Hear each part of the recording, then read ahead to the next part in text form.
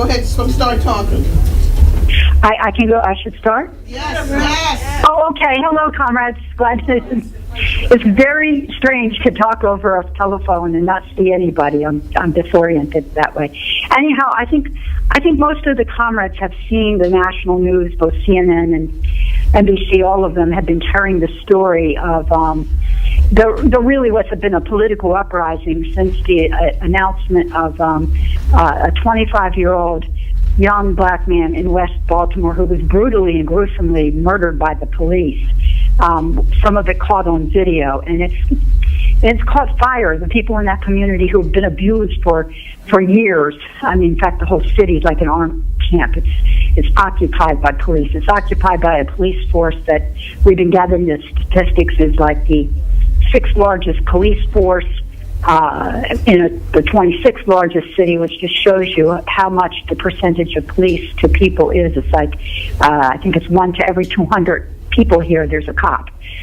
So people here have been living under a state of siege, of racist siege in the city for a long period, and finally it's broken forth. And ever since that announcement came, there's been spontaneous protests out in the street, and the youth have been able for the first time to feel liberated enough to express their rage at the police.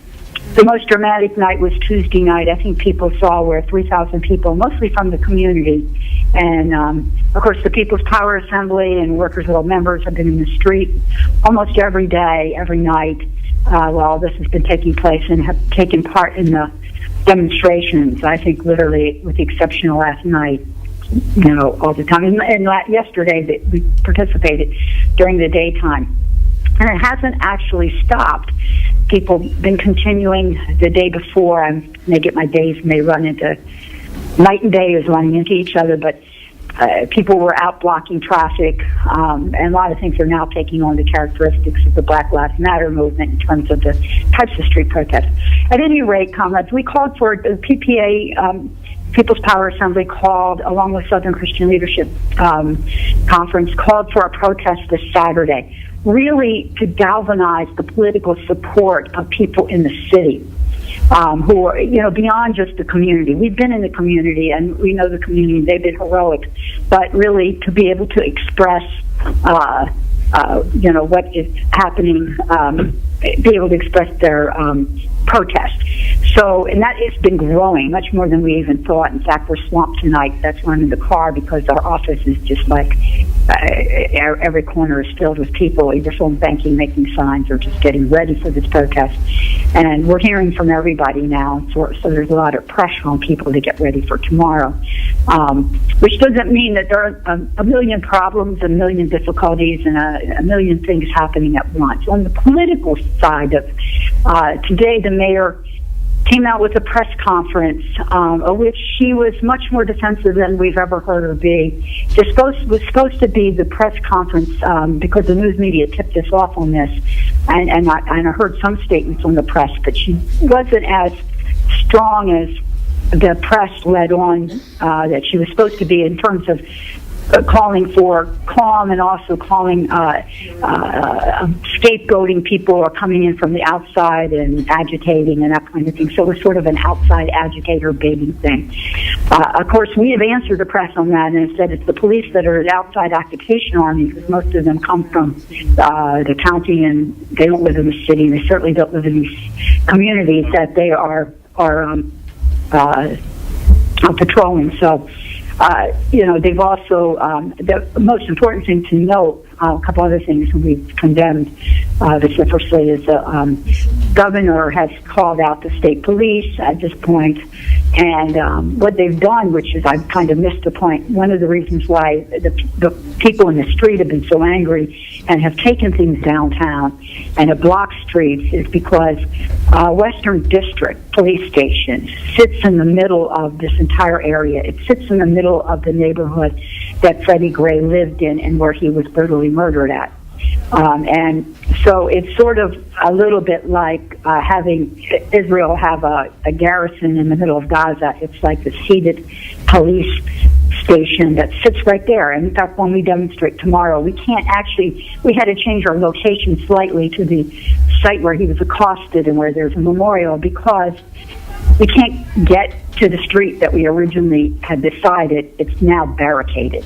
They barricaded the other day. They barricaded the police station downtown. The mayor had urged city workers. They got liberal leave and was told to leave the town yesterday, leave their jobs early to avoid shutdowns and that kind of stuff. So they're kind of doing two things. They're ramping up the repression, and at the same time they're trying to give some, and this is the press has asked us about it, a sort of liberal veneer. They haven't put on the riot gear, that kind of stuff.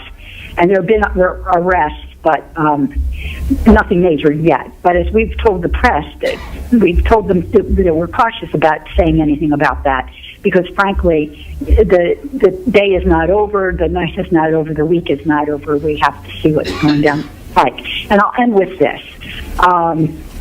It's not that anything could jump off at any point and the struggle could intensify. And right now, just the protracted character of it, the size of it, the composition of it, makes it more like a political rebellion. It's not yet the kind of what I would call a hot rebellion where people are literally, I don't have to go into the details here. It's not that yet.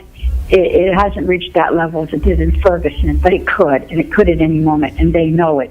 And the entire bourgeoisie, the entire ruling class, is deeply worried about it. The character of the city is slightly different in terms of the administration. We have a black mayor. The commissioner is a black police commissioner from Oakland, who's presiding over a police force that's probably, in my opinion, though I don't have the statistics right off the top of my head, is a majority white cops, nevertheless, and there's been a lot of racism internally within the police department. There have been suits filed. But nevertheless, the figureheads that have come forth in a lot of the press conferences are African-American politicians, etc. But I have to say, at today's press conference, it was touted as that the mayor was going to bring out all the clergy to stand with her and calling for peace and calm. And I purposely went home and watched it, and I got CD up on the phone, and we were, listening and watching together. And really, truthfully, it failed completely. In fact, some of the most conservative clergy people, in fact, one of the folks that we know who was head of the interdenominational ministerial alliance, did not join the mayor, but instead called for the resignation of the police commissioner. So there's a split amongst even more moderate clergy who she was expecting to stand with her. And from what we could assess from looking at it, it looked like there were maybe two or three people, a few people that we knew would stand with her regardless. And then the rest, some other people that she expected that are her close friends. But really, they're very isolated right now, and they're very much under the gun. Ending. May the 2nd, we're calling for national support, whatever that means. And already we had, for instance, the Huey Newton Gun Club called us today, offering their support.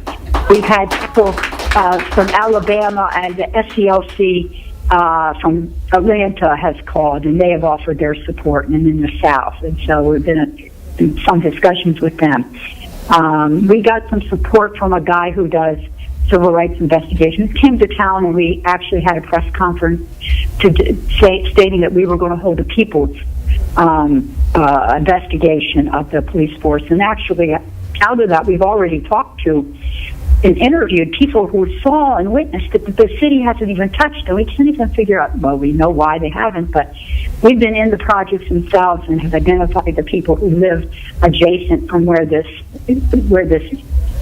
brutal murder, it took place later because he was paralyzed, his spine was severed, he had 3 fractured vertebrae, so when I say brutal murder, it ended up that he died a week later in the hospital, but it's all where it transpired.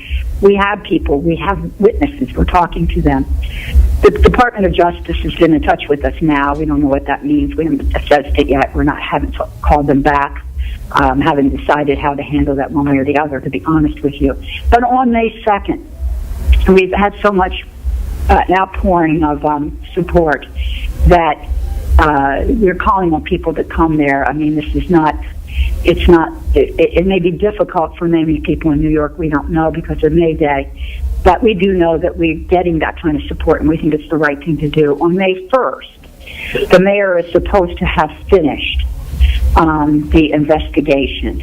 And it's taken so long because there's a 10-day rule in the state of Maryland that all the different police, county, state, city, and state, and there's a lot of intricacies to that, but they are untouchable. You can't interview them. They don't have to talk to anybody. Except they have 10 days to make up their story. So basically, the investigation has now begun. It's slow. I'm not going to go into what we were told by people internally that call us, but we'll see. We'll see what happens on the 1st, because I think there's no way of absolutely, we know how brutal the state is. We know how strong the police apparatus is.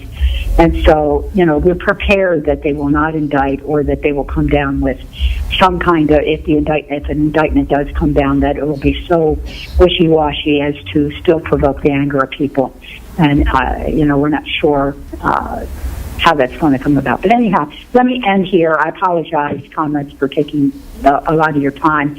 I think that we've had extensive discussions, and I know that I talked to Monica and to Comrade Larry, and they both can fill people in on a lot better than even I can in a short period. And Monica, I'll stay on the phone for about 10 minutes longer or 5 minutes longer if somebody has a burning question that they need to know from me, only because there's chaos in our office. I mean, I told Monica this earlier, and I'll just say this personally. I really feel for the folks in Ferguson, not because of all of course, the oppression, but to tell you the truth, once something like this happens, the press delusions us. Our phones are blown up all day today. We can't get rest night and day. It's like, because they're like looking for, there's so few organizers on the ground and so few people that have worked on these issues for so long that it becomes that we are the go-to people for, all these national press. We're very aggressive, and they get your phone number, and it doesn't matter. You must pass it around in some Rolodex, and next thing you know, your phone doesn't stop ringing. And on top of it, now we have both good and bad problems. Friends, enemies, and everybody in between wants to contact us about everything. Everybody wants to speak, that kind of crap. And then, the good thing, many young people who want to do things, who want to put together signs, and, So, anyhow, let me shut up. If anyone's got burning questions for a short period, I'm willing to stay on for 5 minutes, if that's okay, Monica. Okay, thank you, Sharon.